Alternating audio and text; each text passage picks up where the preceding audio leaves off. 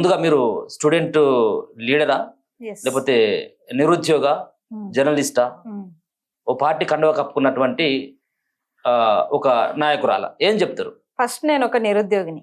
నిరుద్యోగి క్రమంలో మీరు కూడా చూస్తున్నారు, గురుకుల రాసినప్పటి నుంచి ఆ కొట్లాటలో భాగంగా నేను ముందు వరుసలో ఉండి కొట్లాడడం వల్ల నిరుద్యోగ లీడర్ని కూడా అయిపోయినా. ఈ రెండైతే నేను బాధ్యతాయుతంగా నేను వ్యవహరిస్తున్నా. ఇప్పటికీ నిరుద్యోగుల పక్షాన కొట్లాడే లీడర్ గానే ఉన్నా. చివరి వరకు ఇట్టనే నిరుద్యోగ లీడర్ గా ఉండడానికి ఇష్టపడతారా, నిరుద్యోగిగానే ఉండడానికి ఇష్టపడతారా మీరు? ఖచ్చితంగా నిరుద్యోగిగా ఉండాలని ఎవరికి ఉండదు. ఉద్యోగాలు ఇస్తే ఉద్యోగం కొట్టుకొని వెళ్ళిపోతాం. ఒకవేళ లేదనుకోండి, మా ఏజ్ అయిపోతే మేము ఏం చేస్తాం? నిరుద్యోగుల పక్షాన ఆ బాధలు మాకు తెలుసు కాబట్టి నిరుద్యోగుల పక్షాన కొట్లాడే లీడర్లుగా ఉండిపోతాం. తప్పేముంది దాంట్లో? అవకాశం వస్తే ఏమైనా లీడర్ గా అవకాశం వస్తే కూడా అది కూడా నిరుద్యోగ న్యాయం జరిగే ఏదైనా పదవి ఉంటేనే దాంట్లో చేరుతాం తప్ప వేరే ఉద్దేశం అయితే లేదు. మీరు మొన్న ఒక అదే సభ దగ్గర, యువ సంగ్రామ సభ దగ్గర ఒక మాట అన్నారు, నేను టీచర్ అయ్యేదాన్ని నన్ను లీడర్ చేసిందని చెప్పేసి. ఆల్మోస్ట్ మీరే ఊహించుకుంటే సరిపోదు కదా, మీరు లీడర్ అయిపోయిందా? ఊహించుకోలేదు, నిజమే చెప్పినా నేను. ఎందుకంటే అవును, బరాబర్ నేను నిరుద్యోగుల పక్షాన కొట్లాడే లీడర్ని. అది ఎవరైనా పార్టీ లీడర్ అని చెప్పేసి, పార్టీ లీడర్ కాదు, నిరుద్యోగుల పక్షాన కొట్లాడే నిరుద్యోగ లీడర్ని నేను, నిరుద్యోగ నాయకురాలని నేను. ఇప్పటికే అదే చెప్తున్నా, పార్టీ లీడర్ని కాదు. ఎక్కడ కూడా నేను పార్టీ కండువా కప్పుకోలేదు. ఒకవేళ నేను ఏదైనా పార్టీ కండువా కప్పుకున్నట్టు ఉంటే మాత్రం అది ఖచ్చితంగా కాంగ్రెస్ పార్టీ కండువా కప్పుకొని నేను ప్రచారం చేసిన. సో బీఆర్ఎస్ పార్టీ సభలో పాల్గొన్నటువంటి ఆస్మాకి కేవలం ఒక కండువ మాత్రం తక్కువైపోయింది, అన్ని కూడా బీఆర్ఎస్ పార్టీ లీడర్లు కంటే మిక్కిలి మాట్లాడింది అన్నటువంటి ఆ ప్రశ్న కూడా ఎదురవుతుంది. దానికి మిమ్మల్ని విమర్శించేటువంటి వాళ్ళకి కాబట్టి, ట్రోల్స్ చేసేటువంటి వాళ్ళకి కానీ ఏం సమాధానం చెప్తారు? ఖచ్చితంగా దానికి సమాధానం నేను ఏం చెప్తా అంటే, అక్కడ బీఆర్ఎస్ సభ పెట్టింది కాబట్టి మీరు నాకు వ్యతిరేకంగా విమర్శించడంలో తప్పు లేదు. ఆ విమర్శనలు నేను తీసుకుంటా, 100% తీసుకుంటా. ఎందుకంటే నా ఉద్దేశం ఏంటంటే, నేనే కాదు అక్కడికి వెళ్ళిన ప్రతి నిరుద్యోగి ఉద్దేశం ఏంటంటే, మేము ఇందిరా పార్క్ లో ధర్నా చౌక్ లో ధర్నా పెట్టినప్పుడు ఇంతమంది రారు సభకి. అది కూడా నేను చెప్తా. ఎందుకు రారంటే అక్కడ మాట్లాడేటోళ్ళు మేమే ఉంటాం. ఇంకొకటి, మేము కొన్ని అరేంజ్మెంట్స్ చేయలేము. వాస్తవానికి అన్ని కోట్లు పెట్టి అన్ని లక్షలు బట్టి మేము అరేంజ్మెంట్స్ చేయలేము.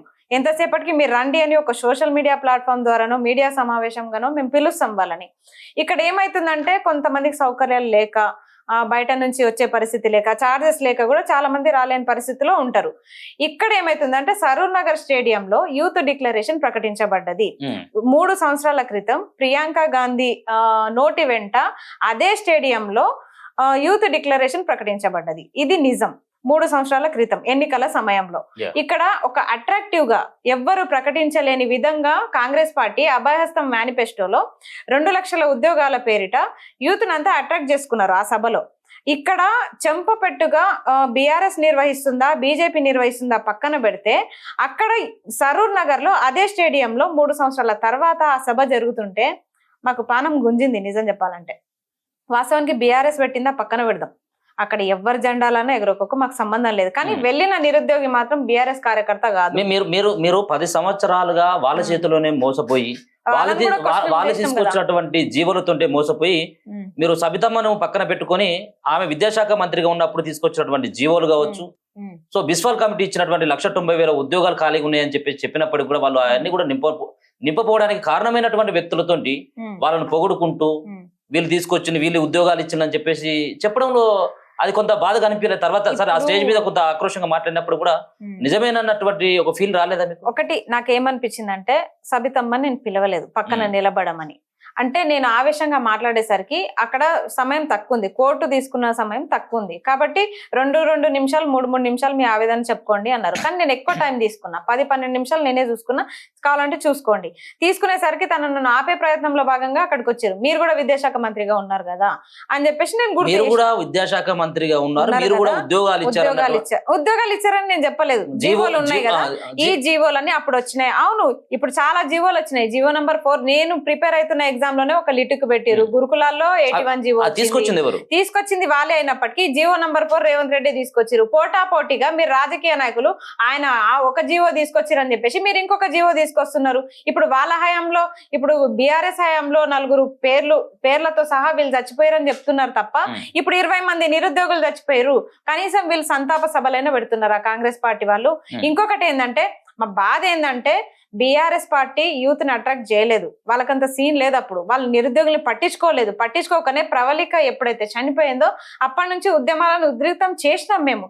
చేసిన తర్వాత వీళ్ళు కాంగ్రెస్ పార్టీ ఇప్పుడు ఎవరెవరైతే నాయకులు ఉన్నారో వీళ్ళంతా మాకు ఎంత సన్నిహితంగా ఉన్నారు. అప్పుడు చిక్కడపల్లి లైబ్రరీ వేదికగా, చిక్కడపల్లి లైబ్రరీ ఉస్మానియా యూనివర్సిటీ అంటే అప్పుడు ఒక వెలుగు, ఒక వేగు చుక్కల లెక్క ప్రతి ఒక్కరు బయటకు వచ్చి ఫైట్ చేసి కాంగ్రెస్ పార్టీ అధికారంలోకి వచ్చిన రోజు మీ కాంగ్రెస్ పార్టీ లీడర్ల కంటే మా నిరుద్యోగులే ఎక్కువ సంబరాలు చేసుకున్నాం, మేము ఎక్కువ బాణసంచా కాల్చినాం.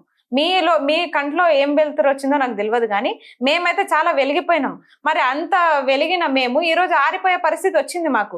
మరి ఎవరిని నమ్మాలంటే, మరి కొత్తగా పార్టీ పెట్టిన బీసీ అధినేత, నేను బీసీ నాయకుడిని అని చెప్పి మల్లన్న నమ్మాలా, లేకపోతే నేను మా అన్న నుంచి విడిపోయి పార్టీ పెట్టినా మా అన్నతో నాకు గొడవలైనాయి కాబట్టి నేను పార్టీ పెట్టినా అనే కవితక్కని నమ్మాలా, లేకపోతే అసలు పార్టీలు ఉన్నాయా లేదా అని తెలంగాణలో అడ్రస్ లేకుండా నాకు కొన్ని పార్టీలు ఉన్నాయి వాళ్ళని నమ్మాలా, లెఫ్ట్ సంఘాలను నమ్మాలా, ఎవరిని నమ్మాలి? ఇప్పుడు ఎవరిని నమ్మాలంటే, ఒకటి నమ్మే పరిస్థితి ఎవరిది లేకపోయినప్పటికీ ప్రతిపక్ష హోదాలో ఎవరున్నారు అనేది చూస్తాం.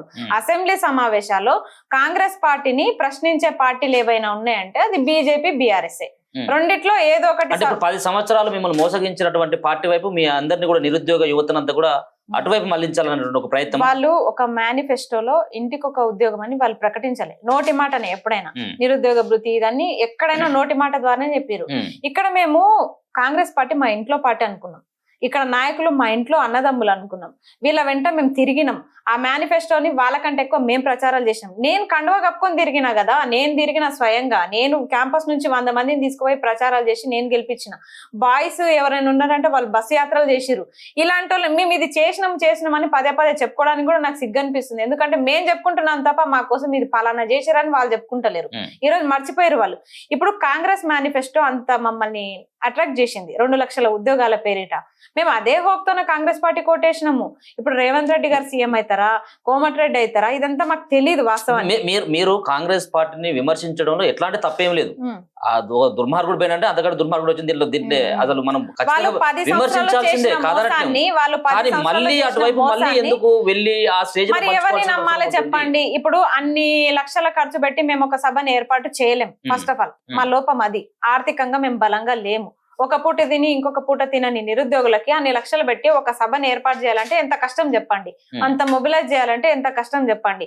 ఒక పార్టీకి ఉన్న ఒక అఫిలియేటే అది అన్నట్టు నాకు కూడా అర్థమైంది. మేము సింగిల్ గా పోరాడుతుంటే ఎవ్వరు కనీసం రావడానికి కూడా నిరుద్యోగులు భయపడ్డారు. అలాంటిది ఒక పార్టీ సభ పెట్టేసరికి సరే మేము ముందు వరుసలో ఉన్న మాట్లాడితే మీకు అంత నొప్పి అవుతుంది కదా చాలా మందికి, బయట కాంగ్రెస్ కార్యకర్తలకి. ఒకవేళ మేము లేకపోయినా మిగతా కింద ఉన్న వాళ్ళంతా నిరుద్యోగులే కదా, ప్లకార్డ్స్ పట్టుకొని వచ్చిరు కదా, ఆ నిరుద్యోగులైనా మాట్లాడేటోళ్ళు కదా, వాళ్ళైనా మాట్లాడేటోళ్ళే. కానీ ముందు వరుసలో మమ్మల్ని ఎందుకు పెట్టిరంటే, ఇన్ని 3 సంవత్సరాల నుంచి మీరు కొట్లాడుతున్నారు, మీరే ఏ జీవోల పైన కొట్లాడుతున్నారు, మీరే మాట్లాడండి అని అంటే, అవును మరి విద్యాశాఖ మంత్రికి మేము క్వశ్చన్ చేయాల్సిన బాధ్యత మాకుంది. మరి వాళ్ళు మోసం చేసిరు కదా, మేము కూడా చేస్తామని మీరు అనుకుంటున్నారా కాంగ్రెస్ పార్టీలు? చెప్పండి. వాళ్ళు 10 సంవత్సరాలు మోసం చేసిరని మీరు 2 సంవత్సరాల్లో అంతకు రెట్టింపు 2 లక్షల ఉద్యోగాలు మోసం చేసిరు మీరు. వాళ్ళు ఇస్తామని ఏనాడు చెప్పలే, వాళ్ళు చెప్పకుండా మోసం చేసిరు, మీరు చెప్పి మోసం చేస్తున్నారు. ఇప్పుడు మమ్మల్ని ఎవరిని నమ్మమంటారు చెప్పండి. ఇంకొకటి, రేపు ఎలక్షన్స్ లేవు కదా, వాళ్ళ పార్టీ పెట్టినంత మాత్రాన ఆ సభకు పోయి ఎవరు బీఆర్ఎస్ పార్టీకి ఓటేయలేదు కదా, బీఆర్ఎస్ పార్టీ సభకు పోయినంత మాత్రాన బీఆర్ఎస్ పార్టీ కండువాలు కప్పుకోలేదు కదా.